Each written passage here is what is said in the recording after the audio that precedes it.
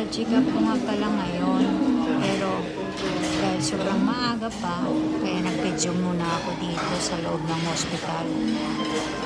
Ang ganda kasi ng kanilang Christmas light, ang laki at ang linis sa paligid. Kaya nainganyo akong mag-video para may pang-upload ako sa aking content. Tingnan nyo guys, ang ganda ng kanilang ginawang Christmas tree. Ang ganda ng decoration. Tapos ang ganda ng design dito sa loob. Kaya talagang nahikayat ako para mag-video. Wala pa kasi yung doktor.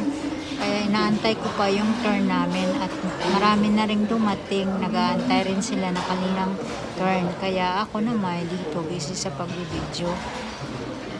Kaya sana nagustuhan nyo rin po ang bidyong ito dahil ang ganda talaga ng design nila ng kanilang Christmas light.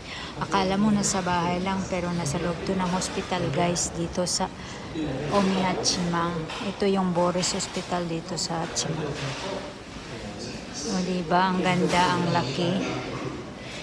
Ang ganitong Christmas light, ang ganitong Christmas tree pala ay napakamahal nito. Mahigit siguro mga 10,000 plus.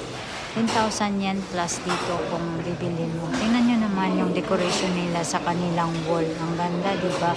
At sobrang linis ng hospital na to. Actually, malinis naman